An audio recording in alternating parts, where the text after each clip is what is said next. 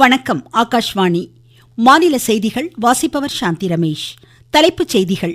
குடியரசுத் தலைவர் திருமதி திரௌபதி முர்மு நாட்டு நலப்பணி திட்ட சேவை விருதுகளை புதுடெல்லியில் இன்று வழங்கினார்.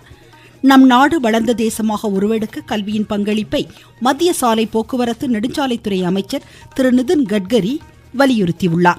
தமிழக அரசு ஆளுநர் விவகாரத்தில் அரசியல் செய்வதாக மத்திய தகவல் ஒலிபரப்புத்துறை இணையமைச்சர் டாக்டர் எல் முருகன் குற்றம் சாட்டியுள்ளார். தமிழ்நாட்டில் பொதுத்துறையில் பணிபுரியும் தொழிலாளர்களுக்கு 20% வரை மிகை ஊதியமும் கருணை தொகையும் மாநில அரசு அறிவித்துள்ளது. இலங்கை கடற்கொள்ளையர்கள் தாக்குதல் நடத்தியதில் நாகையை சேர்ந்த 11 மீனவர்கள் காயமடைந்துள்ளனர். இனி விரிவான செய்திகள். குடியரசுத் தலைவர் திருமதி திரௌபதி முர்மு எனது பாரதம் நாட்டு நலப்பணி திட்ட சேவை விருதுகளை புதுடெல்லியில் இன்று வழங்கினார். குடியரசுத் தலைவர் மாளிகையில் நடைபெற்ற இந்நிகழ்ச்சியில் நாட்டு நலப்பணி பிரிவுகள், திட்ட அலுவலர்கள், தன்னார்வலர்கள் உள்ளிட்டோருக்கு 40 விருதுகளை திருமதி திரௌபதி முர்மு வழங்கினார். தேச கட்டமைப்பு, சமூக சேவை பிரிவுகளில் அளப்பரிய சேவையாற்றிய நாட்டு நலப்பணி திட்ட அலுவலர்களுக்கு அங்கீகாரம் வழங்கும் வகையில் ஆண்டுதோறும் மத்திய இளைஞர் நலம் மற்றும் விளையாட்டுத்துறை அமைச்சகத்தின் சார்பில் இவ்விருது வழங்கப்பட்டு வருகிறது. இந்நிகழ்வில் மத்திய அமைச்சர் டாக்டர் மான்சுக் மாண்டவியா இன்று பங்கேற்றார். நம் நாடு வளர்ந்த தேசமாக உருவெடுக்க கல்வி இன்றியமையா பங்காற்றுவதாக மத்திய சாலை போக்குவரத்து நெடுஞ்சாலைத்துறை அமைச்சர் திரு நிதின் கட்கரி தெரிவித்துள்ளார். புதுடெல்லியில் உயர்கல்வி உச்சிமாநாட்டில் இன்று உரையாற்றிய அமைச்சர், 3வது பெரிய பொருளாதார நாடாக உருவாக விரும்பும் இத்தருணத்தில் இந்த இலக்கை எட்ட நாம் கல்வித்துறையை வலுப்படுத்துவது அவசியம் என்று குறிப்பிட்டார். அனைத்து துறைகளிலும் மேம்பட கல்வியின் பங்களிப்பை சுட்டிக்காட்டிய அமைச்சர், நம் நாட்டில் ஏராளமான திறன் படைத்த பயிற்சி பெற்ற இளைய படைப்பாற்றல் பொறியாளர்கள் உள்ளதை சுட்டிக்காட்டினார். கல்வி, ஆராய்ச்சி, எதிர்கால மேம்பாடு போன்றவற்றிற்கு உயர் முன்னுரிமை அளிக்கப்பட வேண்டும் என்று வலியுறுத்திய அமைச்சர், வளர்ச்சியடைந்த நாடுகள் இத்துறைகளில் முன்னிலை வகித்து வருவதை சுட்டிக்காட்டினார். தற்சார்பு நாடாக நம் தேசம் உருவெடுக்க அனைவரும் ஒருங்கிணைந்து செயலாற்ற வேண்டும் என்றும் திரு நிதின் கட்கரி கேட்டுக்கொண்டார். பீகார் மாநில சட்டப்பேரவை தேர்தலுக்கான தேதியை தேர்தல் ஆணையம் புதுடெல்லியில் இன்று மாலை அறிவிக்க உள்ளது.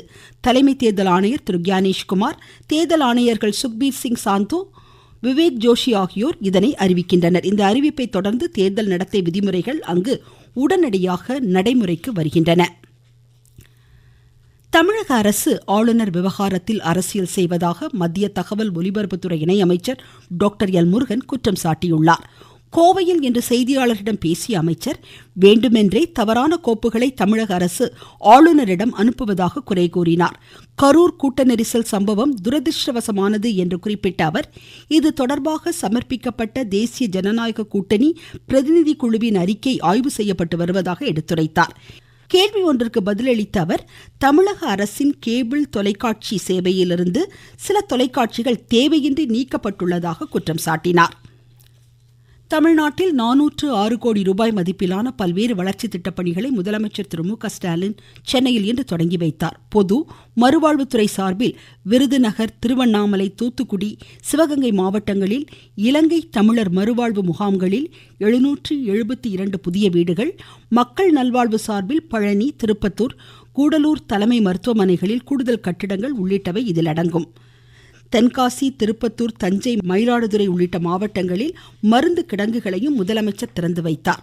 காஞ்சிபுரம் மாவட்டத்தில் மருந்து கட்டுப்பாட்டு இயக்குனர் அலுவலக கட்டிடம் உள்ளிட்டவற்றையும் அவர் திறந்து வைத்துள்ளார். தமிழக திருக்கோவில்களில் பணிபுரிந்து ஓய்வு பெற்ற ஊழியர்களுக்கு உயர்த்தப்பட்ட 5000 ரூபாய் ஓய்வூதியம் மற்றும் 2500 ரூபாய் குடும்ப ஓய்வூதியத்திற்கான காசோலைகளை முதலமைச்சர் வழங்கினார்.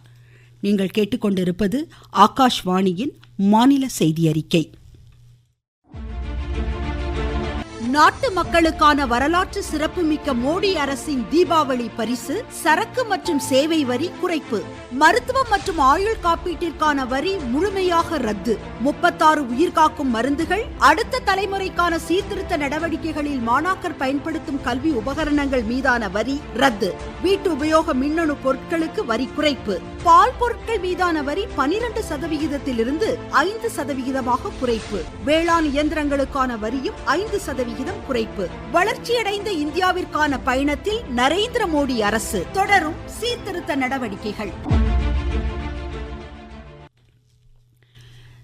தமிழக அரசின் பொதுத்துறையில் பணிபுரியும் தொழிலாளர்களுக்கு மிகை ஊதியமும் கருணை தொகையும் அறிவிக்கப்பட்டுள்ளது. இதன்படி 2,69,439க்கும் மேற்பட்ட சி டி பிரிவு பணியாளர்கள் 20% வரை மிகை ஊதியம் பெறுவார்கள்.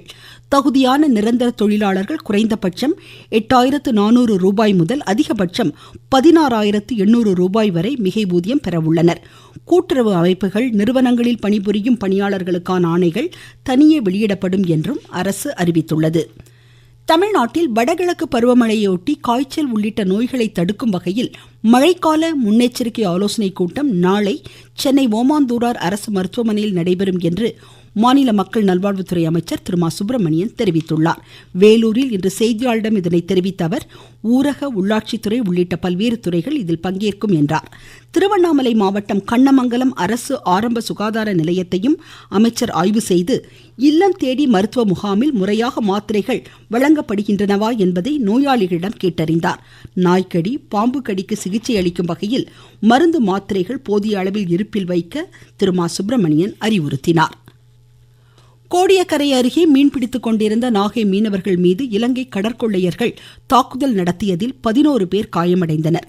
கடற்கொள்ளையர்கள் நாட்டு வெடிகுண்டுகளையும் ஆயுதங்களையும் பிரயோகித்து தாக்குதல் நடத்தியதில் பலத்த காயமடைந்த 10 மீனவர்கள் நாகை அரசு மருத்துவக் கல்லூரி மருத்துவமனையிலும் ஒருவர் தஞ்சை அரசு மருத்துவக் கல்லூரி மருத்துவமனையிலும் அனுமதிக்கப்பட்டுள்ளனர். இதுகுறித்து எமது நாகை செய்தியாளர். கோடியக்கரை மற்றும் தோப்புத்துறைக்கு கிழக்கே 26 நாட்டிக்கல் கடல் மைல் தொலைவில் மீன்பிடித்துக் கொண்டிருந்த போது திடீரென தமிழக மீனவர்களின் படகுகள் மீது வெடிகுண்டுகளை வீசி இலங்கை கடற்கொள்ளையர்கள் அச்சுறுத்தியுள்ளனர். விலை உயர்ந்த என்ஜின், வலைகள், ஜிபிஎஸ் கருவிகளை இலங்கை கடற்கொள்ளையர்கள் பறித்து சென்றதால் வாழ்வாதாரம் இழந்திருப்பதாக தெரிவித்துள்ள நாகை மீனவர்கள் இலங்கை கடற்கொள்ளையர்கள் தாக்குதல் சம்பவத்தை தடுத்து நிறுத்த வேண்டும் என்று மத்திய மாநில அரசுகளுக்கு கோரிக்கை வைத்துள்ளனர். இந்த நிலையில் நம்பியார் நகர் மீனவர்கள் இன்று முதல் காலவரையற்ற வேலைநிறுத்த போராட்டத்தை அறிவித்துள்ளனர். நாகையிலிருந்து செல்வன் ஜெபராஜ். தேசிய அஞ்சல் வாரம் இன்று முதல் வரும் 10ஆம் தேதி வரை கடைபிடிக்கப்படுகிறது. முதல் நாளான இன்று தொழில்நுட்ப தினம் கடைபிடிக்கப்படுகிறது. அஞ்சல் வாரத்தையொட்டி மத்திய மாநில அரசுகள் பல்வேறு நிகழ்ச்சிகளுக்கு ஏற்பாடுகள் செய்துள்ளன. காஞ்சிபுரம் பச்சையப்பர் மேல்நிலைப்பள்ளி நாட்டு நலப்பணி திட்ட மாணாக்கர் தேனாம்பாக்கம் ஏரிக்கரையில் 1000 பனை விதைகளை இன்று விதைத்தனர். இதன் மூலம் மண் அரிப்பை தடுக்க முடியும் என்று பள்ளி மாணவர் தெரிவிக்கிறார். பச்சையப்பன் மேல்நிலைப்பள்ளி சார்பாக மற்றும் தேனம்பாக்கத்தின் சார்பாக ஏரிக்கரையில் அதிகமான ஆயிரக்கணக்கான பனை விதைகளை நட்டோம். அதனால் மண்ணரிப்பை தடுக்க முடியும், இயற்கை வளங்களும் காப்பாற்றப்படும். இதனால் அனைத்து மாணவர்களும் அனைத்து பள்ளிகளிலும் ஏரிக்கரையில் குளங்கோரலில் உள்ள இடத்தில் பனக்கன்றுகளை மற்றும் தென்னை மரங்களை நடுத்தால் இயற்கை வளம் பாதுகாக்கப்படும். பெரம்பலூர் மாவட்டத்தில் தேசிய தோட்டக்கலை இயக்கத்தின் கீழ் செயல்படுத்தப்படும் திட்டங்களை விவசாயிகள் பயன்படுத்திக் கொள்ள ஆட்சித்தலைவர் திருமதி மிருநாளினி அறிவுறுத்தினார். காஞ்சிபுரம் மாவட்ட ஆட்சியர் அலுவலக மக்கள் குறைதீர் நாள் கூட்டத்தில் பெறப்பட்ட மனுக்கள் மீது உடனடி நடவடிக்கை எடுக்க அலுவலர்களுக்கு ஆட்சித்தலைவர் திருமதி கலைச்செல்வி மோகன் உத்தரவு பிறப்பித்துள்ளார். நாமக்கல் மாவட்டத்தில் இளம் சாதனையாளர்களுக்கான பிரதமரின் கல்வி உதவித்தொகை திட்டத்தின் கீழ் பயன்பெற இதற்கான இணையதளத்தில் விண்ணப்பிக்கலாம் என்று ஆட்சித்தலைவர் திருமதி துர்கா மூர்த்தி அறிவுறுத்தினார். மேற்கு திசை காற்றின் வேக மாறுபாடு காரணமாக நீலகிரி, கிருஷ்ணகிரி, தர்மபுரி, சேலம், திருப்பத்தூர், கள்ளக்குறிச்சி, விழுப்புரம், கடலூர் மாவட்டங்களில் இன்று கனமழை பெய்யக்கூடும் என்று சென்னை வானிலை ஆய்வு மையம் தெரிவித்துள்ளது. வரும் 10ஆம் தேதி வரை தமிழகத்தில் பரவலாக கனமழை பெய்யும் என்றும் இம்மையம் தெரிவித்துள்ளது.